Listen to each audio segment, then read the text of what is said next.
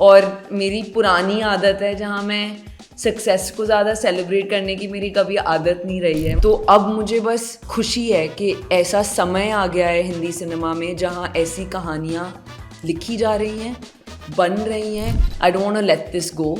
तो स्कूल और कॉलेज के साथ साथ मैं अपने क्राफ्ट पर भी काम करती रही एंड फाइनली देन दिल बेचारा हैपेंड व्हेन आई ग्रेजुएटेड। मैं रत्ना मैम को रैट्स बुलाती हूँ। I am the only person who I think has been given that too cool. permission. Every chapak, every dirty picture, you know, every thappad has allowed for films like Dhak Dhak to be made.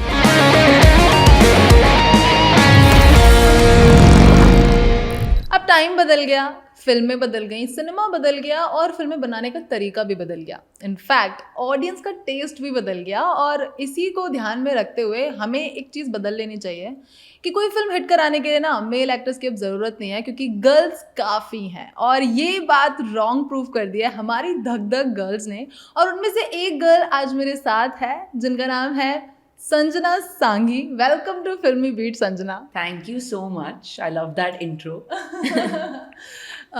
सबसे पहले एक सवाल, धक धक release होने से पहले जी। दिन में धक धक थी? अरे बहुत थी। और आई थिंक यू नो मुझे लगता था कि as you keep doing more films वो नर्वसनेस जो होती है थोड़ी कंट्रोल में आएगी। But what I am learning is that with every other film my stomach is more in nervous knots. और धक धक को लेकर आई थिंक स्पेशली क्योंकि बहुत ही अलग फिल्म है। इसको बनाने के लिए बहुत ही करेज की ज़रूरत थी, जिस you know, and the courage was shown by Taapsee and Pranjal and even Viacom. But हमें I think लोगों तक पहुँचाने का उतना मौका नहीं मिला, which I wish we could have.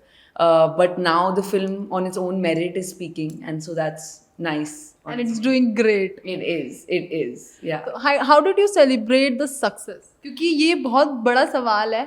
Film बना देते हैं हम, टाइम नहीं मिलता, जी। बाद में प्रमोशंस इतने होते हैं, जी। इंटरव्यूज बैक टू बैक होते हैं, तो सेलिब्रेशन का टाइम मिला?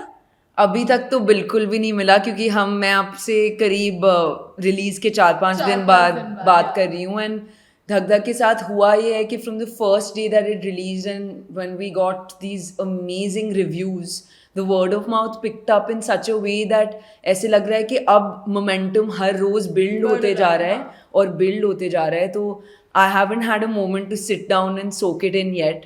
और मेरी पुरानी आदत है जहाँ मैं सक्सेस को ज़्यादा सेलिब्रेट करने की मेरी कभी आदत नहीं रही है। My feeling is always, I don't know, my mind is always been wired कि अपना काम करो, सच्चाई से करो and then move on to the next thing.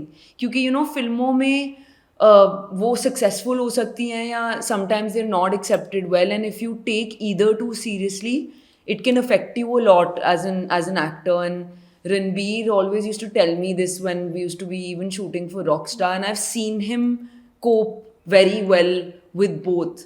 And to have longevity in one's career, I think that's very important.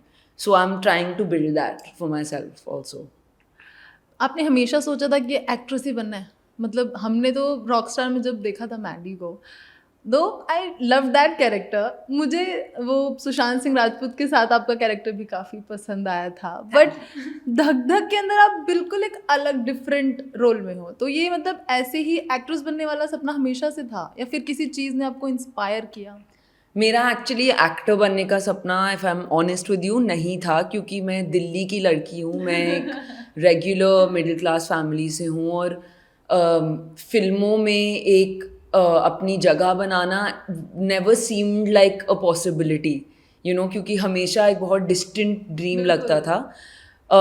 Actor बनने का decision I think मेरे लिए मुकेश आबरा और इम्तियाज़ अली ने लिया when they out of the blue came to my school to audition for Mandy, and I was kind of thrown into giving that audition. And when I got selected and I landed up on Rockstar set, I realized that just at 14 years of age I feel so comfortable doing this, that there is something in me that I wouldn't have ever known otherwise if Rockstar wouldn't have happened. सो फिर मेरी direction और journey actually बदल गई। मैं 14 साल की थी, मैं 8वीं क्लास में थी और उस एक्सपीरियंस के बाद ऐसे लगा कि यार I don't want to let this go. तो स्कूल और कॉलेज के साथ साथ मैं अपने क्राफ्ट पर भी काम करती रही एंड फाइनली देन दिल बेचारा हैपेंड व्हेन आई ग्रेजुएटेड. और फिर आप धक धक तक पहुंच गए. फिर हाँ मतलब एक्चुअली दिल बेचारा मेरा एक बहुत कॉन्शियस डिसीजन था कि मुझे एक अपना कॉलेज एजुकेशन अपने तरीके से कंप्लीट करना है क्योंकि मैं बहुत ही पढ़ाकू थी और मुझे पढ़ाई से बेहद प्यार भी है. एंड आई नेवर फेल्ट कि एक्टर बनने के लिए पढ़ाई ज़रूरी नहीं है और एनी ऑफ दोज थिंग्स. मुझे एक फुल कंप्लीट पर्सन बनना था और मुझे लगता है कि अगर आपको मुंबई जैसे शहर मूव करना हो तो आप अगर 17 की उम्र पर इतने यंग इम्प्रेशनेबल एज पर I didn't think I would be able to handle it. So I think when I finally did at 21, I was much more equipped to deal with everything that came my way and I'm happy that I took that tough decision. क्योंकि उस समय पर ऐसा लगता था कि यार अभी चले जाओ, you know.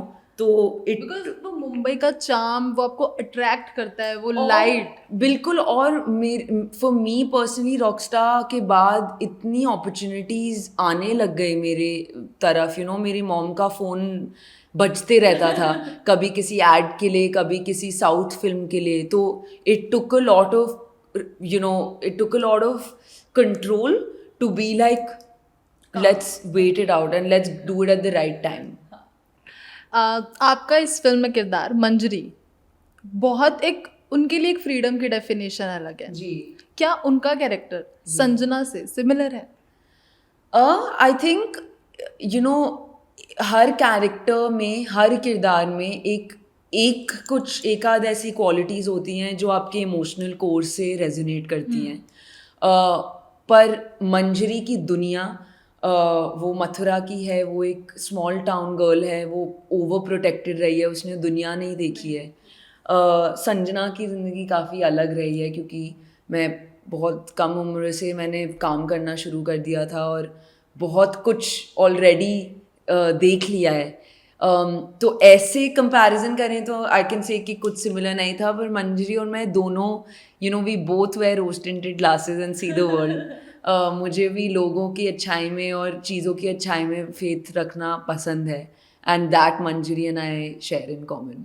सो धक धक जो है ये पूरी एक वुमेन सेंट्रिक फिल्म है.